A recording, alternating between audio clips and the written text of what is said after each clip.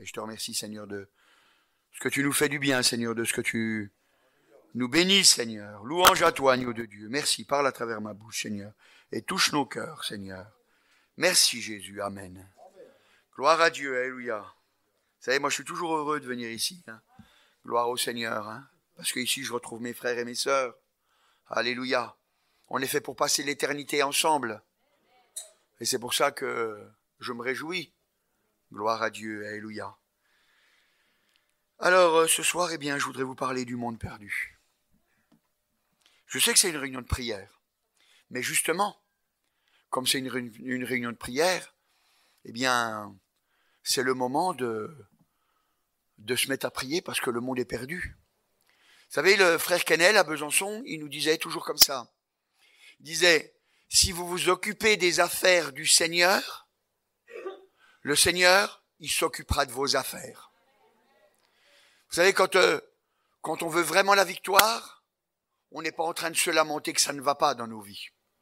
Parce qu'on sait que notre Seigneur, on sait que notre Dieu, parce que nous occupons des affaires du Seigneur, eh bien, il s'occupe des nôtres. Alors, nos problèmes, nos soucis, d'un seul coup, ils sont balayés. D'un seul coup, ils sont balayés. C'est un choix qu'on fait dans la vie. C'est un choix qu'on fait dans la vie. Alléluia. Et vous savez, c'est d'autant plus important de s'occuper des affaires du Seigneur, parce que le Seigneur, quand il nous parle, il nous dit dans 2 Thessaloniciens,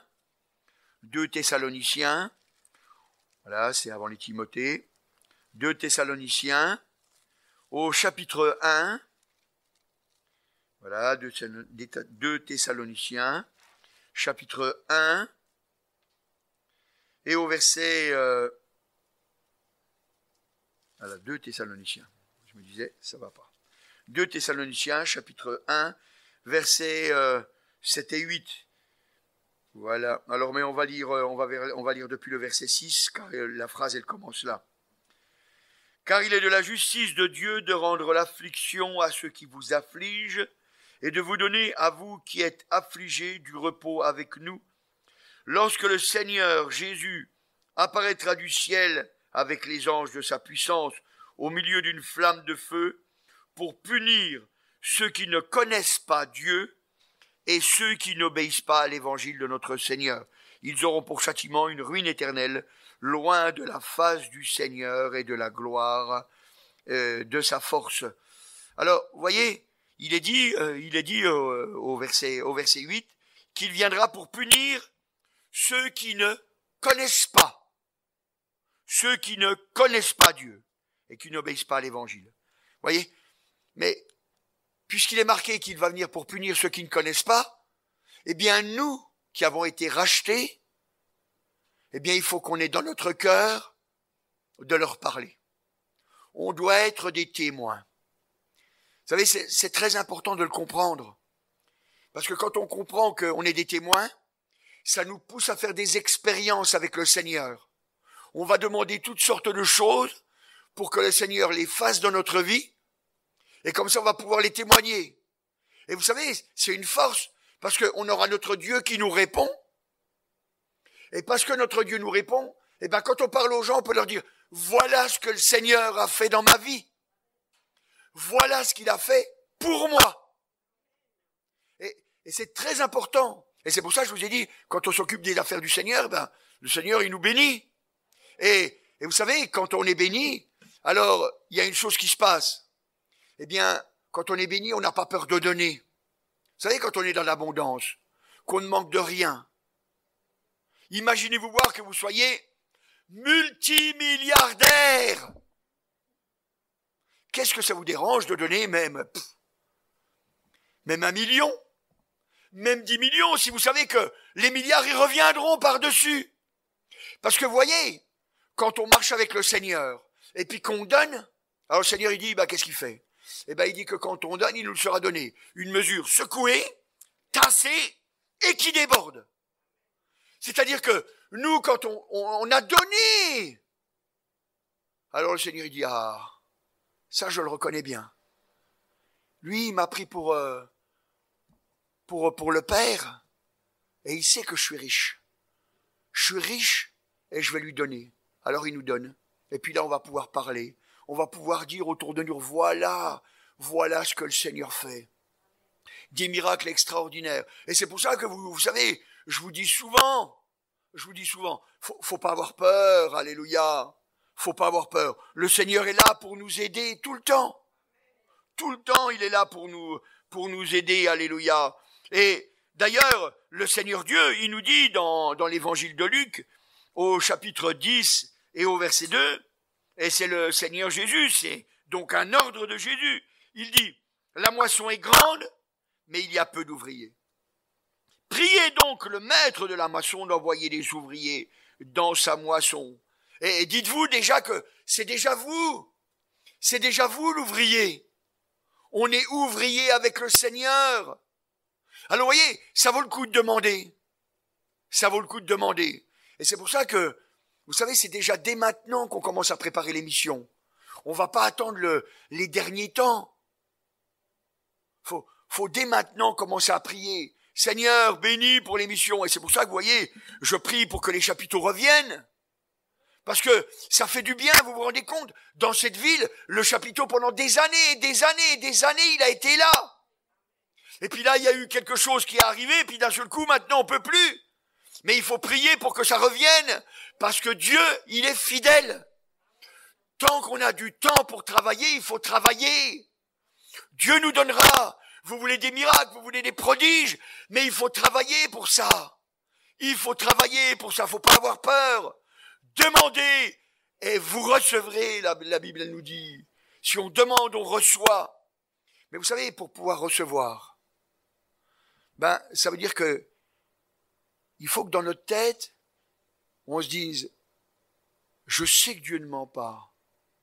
Et puis même si jamais il y a toutes sortes de choses autour de vous qui vient et puis qui vous montre que c'est pas possible, eh bien à ce moment-là, c'est un choix que vous allez faire.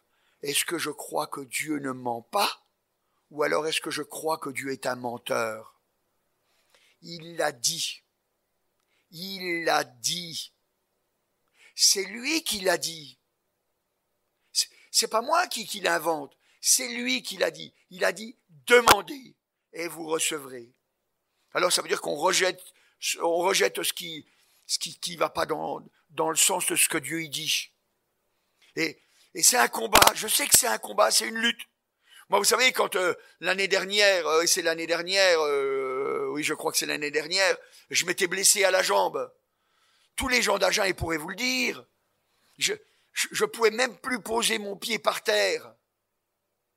Et puis, je suis rentré chez moi, je suis allé à la douche, puis j'avais mal, je pouvais même pas poser mon pied dans la douche. Et puis, je disais, oh, dans le nom de Jésus, aïe, aïe. C'est difficile, hein? Mais j'ai rejeté, j'ai dit non, Dieu n'est pas un menteur, Dieu est vrai, je dois m'appuyer sur lui et je dois rejeter tout le mensonge qui vient et qui dit que c'est pas vrai. Je dois rejeter tout ça. Et c'est ce que j'ai fait. Et vous pouvez demander à tous les gens d'Agen, ils pourront vous le dire. Le lendemain, je suis parti courir. Et pourtant, ma jambe, elle était toujours toute noire. Elle était toujours toute gonflée. Il y avait tous les signes, ils étaient là pour dire que c'était pas possible. Mais j'ai rejeté tout ça. Le monde est perdu. C'est peut-être ton frère, ta sœur, ton père ou ta mère, ton cousin ou ta cousine, quelqu'un que tu aimes. Est-ce que tu vas le laisser aller en enfer comme ça? Il faut que tu fasses des expériences pour que tu aies quelque chose à lui dire.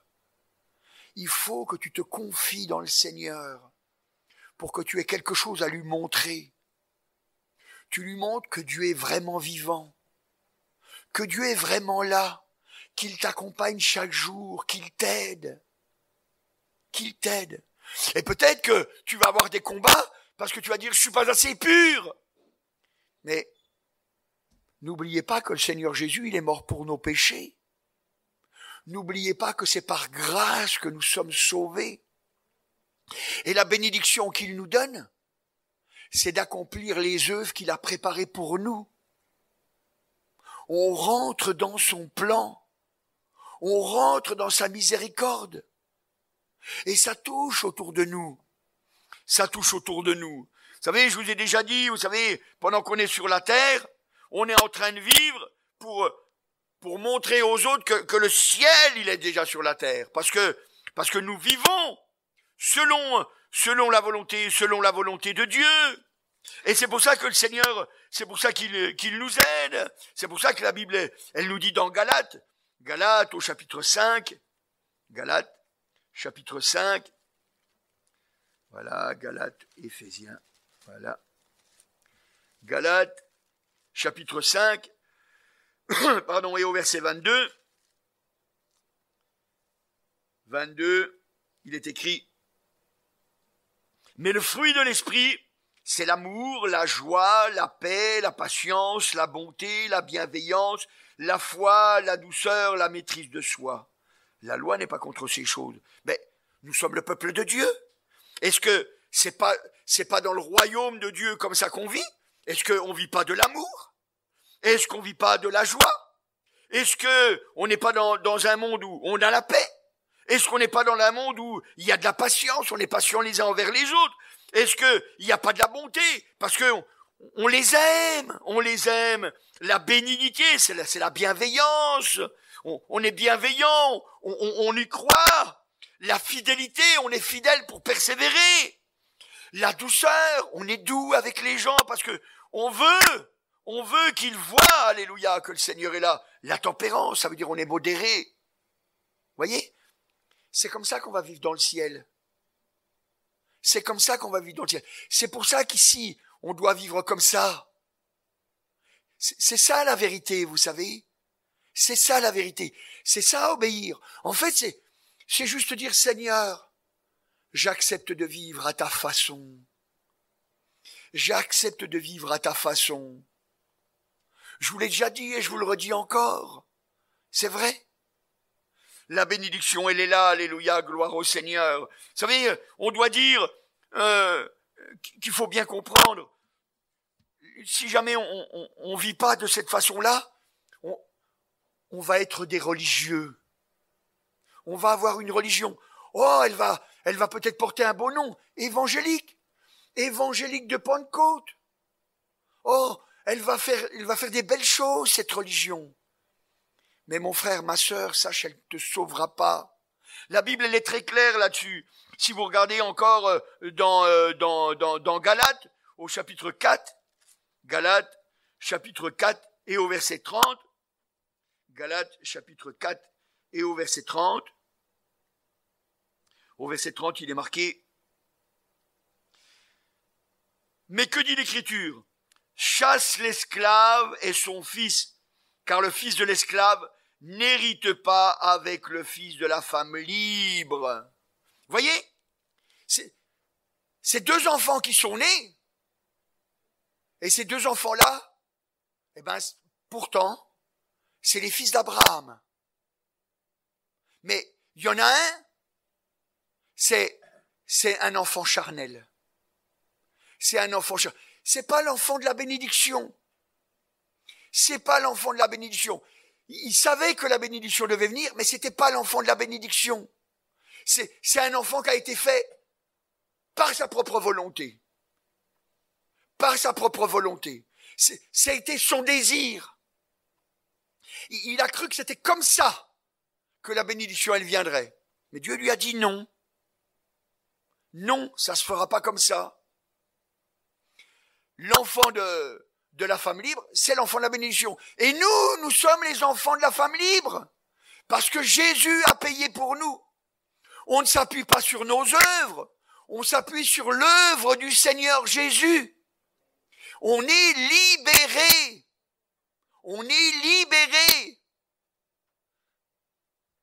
Vous savez, le fils d'Agar, ben c'est la religion, ça. Ça ressemble. Il y avait Abraham, il y avait l'enfant, ben, ça ressemble. Il y aura même 10, 12 tribus, là, qui sortira de lui. Mais c'est qu'une religion. Et vous comprenez, mes frères et sœurs, si jamais vous ne vivez pas véritablement avec le Seigneur, parce que notre Seigneur est vivant, si c'est pas une vraie vie que vous avez avec lui, vous n'avez qu'une religion et vous serez déçus.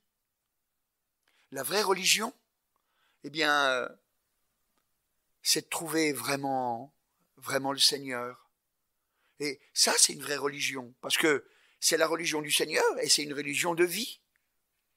C'est une religion de vie. Parce que d'un seul coup, on vit avec quelqu'un de vivant, quelqu'un qui nous répond, quelqu'un qui nous conduit, quelqu'un qui nous suit, quelqu'un qui ne nous abandonne pas, quelqu'un qui est fidèle. Et à ce moment-là, c'est beaucoup plus facile. Vous comprenez bien que si le Seigneur il vous répond, c'est beaucoup plus facile de marcher. On accepte plus facilement les choses parce qu'on sait qu'on ne craint rien. On sait qu'on ne craint rien. Et alors à ce moment-là, on n'a pas peur de dire je ne vais pas me soucier de moi, je vais me soucier de l'œuvre de Dieu. Dieu, il a fait des hommes, il a fait des femmes, et puis il m'a donné son amour.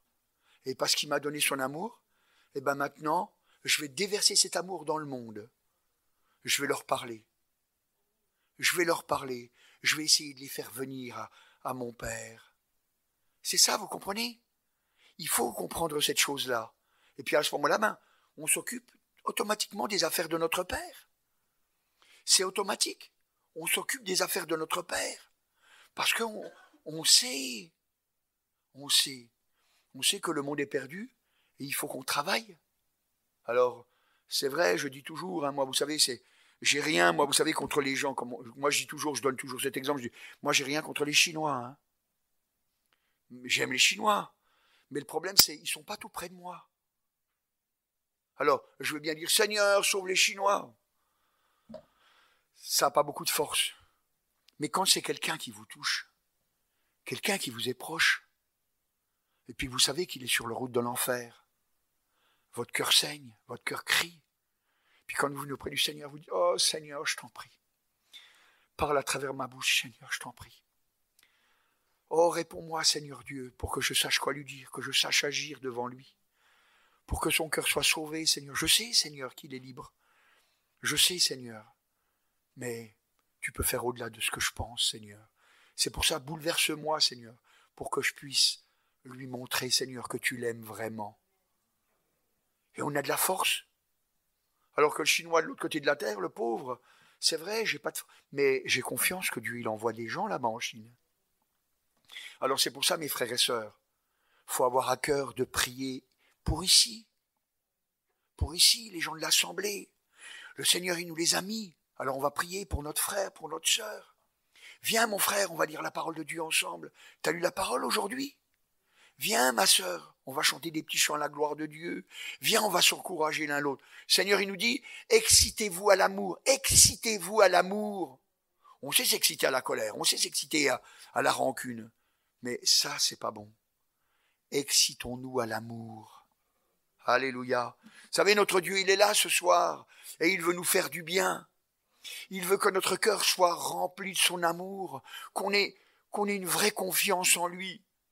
Et à ce moment-là, vous savez, on a envie de vivre dans l'amour, dans la joie, dans la paix, dans la patience. Ce qu'on a lu, quoi. On a envie de vivre comme ça. Parce qu'on sait, alléluia, on sait que notre Dieu nous aime. D'ailleurs, il nous dit, le Seigneur, regardez voir dans 1 Jean au chapitre 3. 1 Jean, chapitre 3. Et au verset 24. 1 Jean, chapitre 3 et au verset 24. Au verset 24, il dit, alors, 24, celui qui garde ses commandements demeure en Dieu et Dieu en lui. Et nous connaissons qu'il demeure en nous par l'Esprit qu'il nous a donné. Alléluia. Nous savons qu'il demeure en nous par l'Esprit qu'il nous a donné. Et son Saint-Esprit nous parle. Son Saint-Esprit nous parle. Il nous parle toujours de Jésus. Il est toujours en train de nous rappeler. Jésus a payé pour toi. Jésus t'aime. Jésus a fait une œuvre pour toi. Et ça nous donne une force. Ça nous donne une force pour combattre. Parce que même quand l'ennemi nous attaque, quand il nous dit « t'es qu'un pécheur », on dit « oui, c'est vrai ». Mais Jésus a payé parce que le Saint-Esprit me le dit. Et je le crois. et ça nous donne de la force pour avancer. Parce que vous savez, qu'est-ce qui est important? La Bible, elle est très claire là-dessus. Elle dit dans Galates au chapitre 6, Galates au chapitre 6 et au verset 15, 6, 15, 15, elle dit, car ce n'est rien d'être circoncis ou incirconcis. Ce qui est quelque chose, c'est d'être une nouvelle créature, d'être une nouvelle création. C'est ça qui est important. C'est ça qui est important. Parce que notre vision du monde a changé. On ne regarde plus le monde de la même façon. On sait que tout ça va disparaître. Alors on n'a pas peur. On n'a pas peur de perdre. Vous savez, je vais vous raconter une petite anecdote pour vous dire, vous savez des fois, comment le Seigneur nous parle. Un jour j'avais dit, Seigneur, oh aide-moi Seigneur, pour ne plus regarder à ce monde. Et puis, devant chez moi, il y a une place de parking. Et puis, je me gare toujours là, quoi. Hein. C'est très bien, c'est une place de parking. Et puis, un jour, il y a quelqu'un, il est venu se garer. Il est venu se garer devant chez moi. Et puis, moi, j'étais en train d'encourager au téléphone quelqu'un en lui disant qu'il faut lâcher les choses du monde. Et puis, là, le gars, il vient se garer à ma place. Et puis, à ce moment-là, vous savez, c'est terrible, hein. Parce qu'on est terrible, hein, nous, les hommes. Hein, les sœurs aussi, hein, parce que c'est des hommes, hein, du sexe féminin, mais bon, c'est des hommes, hein, c'est pareil, hein, on est pareil. Et puis, je regardais par la fenêtre en train de faire, puis j'étais en train d'encourager l'autre, puis il y avait une colère en moi qui montait, et puis, je disais, mais qu'est-ce qui prend ma place, celui-là? Ah, c'était terrible, hein. Et puis à ce moment-là, j'ai dit, tu vois, mon frère, regarde, tu vois, moi, Dieu, il est en train de m'encourager parce qu'il est en train de mettre quelqu'un là, à ma place, ça m'irrite, et puis ça m'oblige à venir auprès du Seigneur pour que cette irritation, elle s'en aille. Vous savez, j'ai pas peur de vous dire les choses, parce que je sais qu'on est tous les mêmes. Voyez? Mais on n'a plus peur. C'est des combats. C'est des combats. Parce que tout ce qui nous entoure, on le voit, on le touche. Alors ça nous trompe. Ça nous laisse croire qu'on l'a. Mais on n'a rien. On n'a rien. Mais on a une chose. La puissance de Dieu. On a la puissance de Dieu. Alléluia. Pour nous donner un œil, des yeux qui regardent en haut.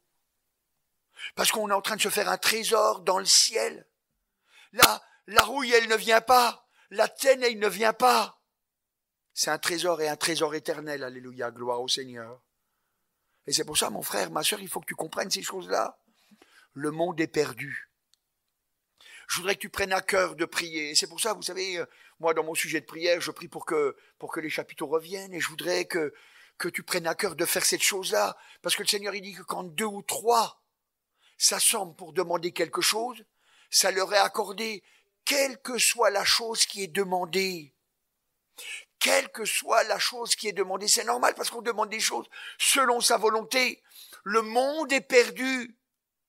Dieu veut que tous les hommes soient sauvés et parviennent à la connaissance de la vérité. C'est dans son plan.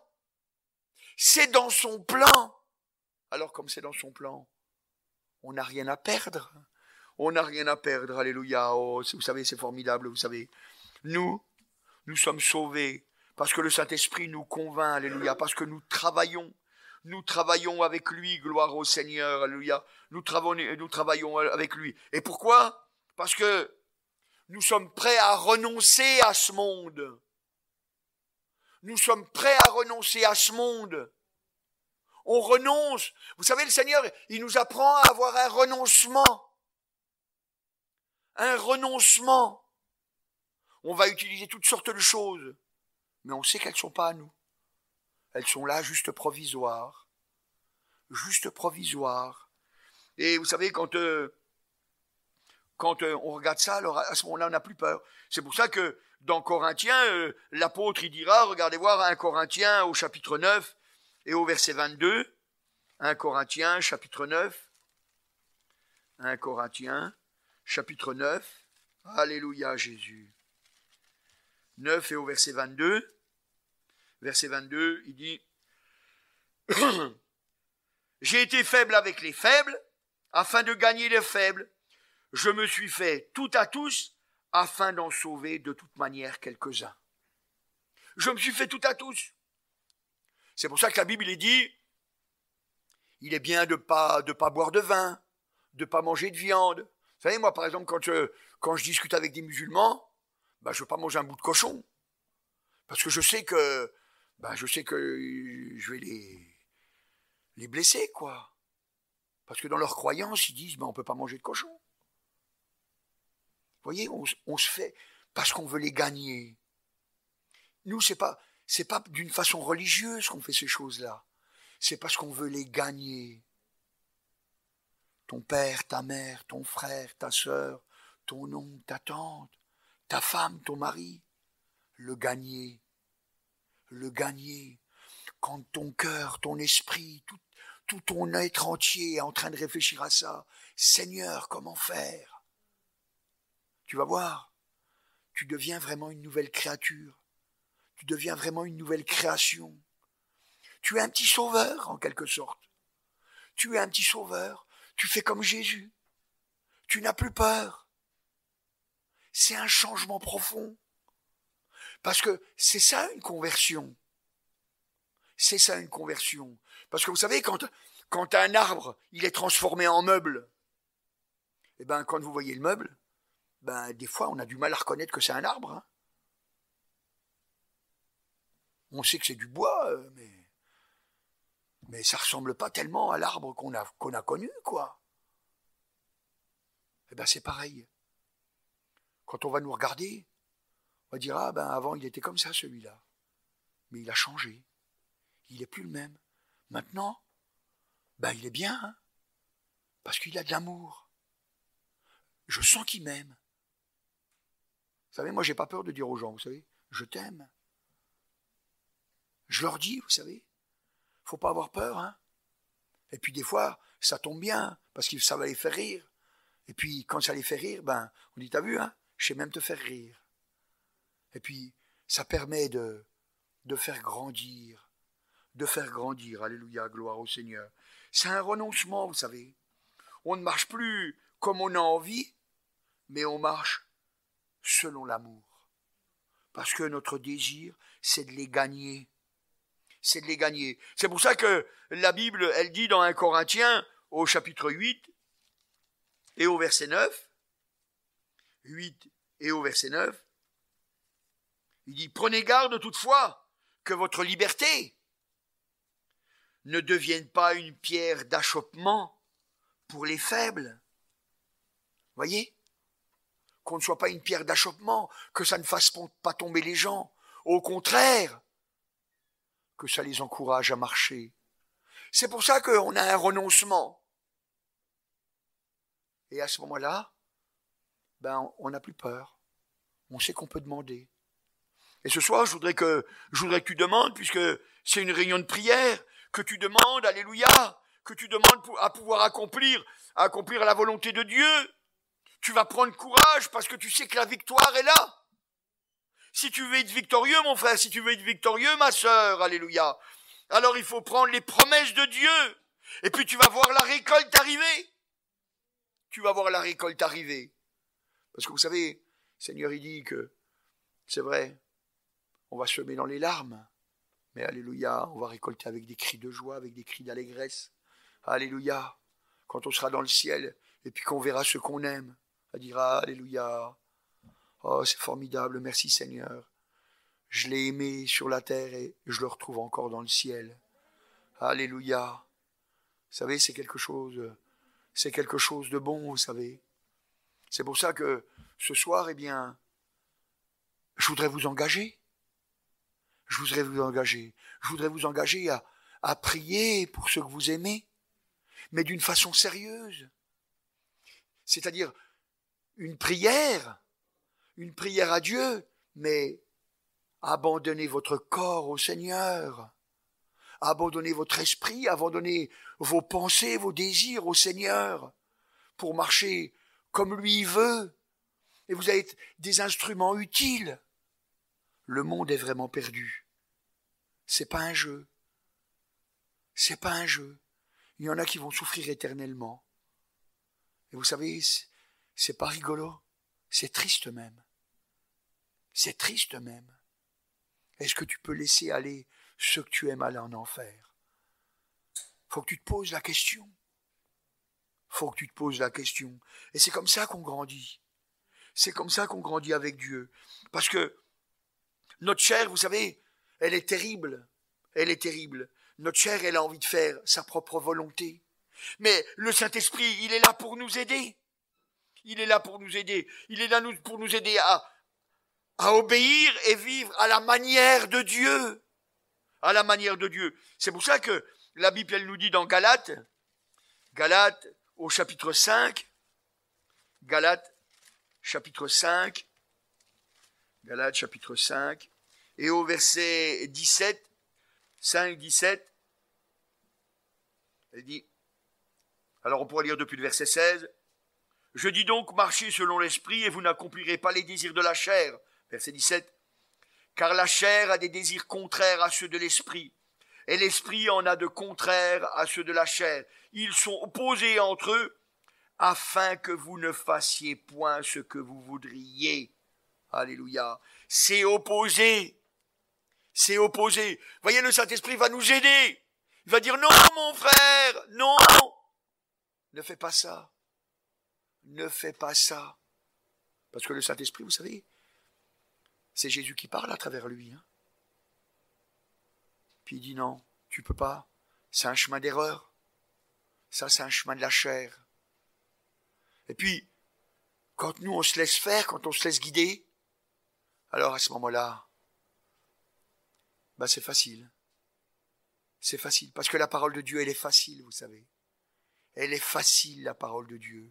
Et à chaque fois, mon frère, à chaque fois, ma sœur, que tu trouveras que c'est difficile, c'est parce que ton cœur est rebelle.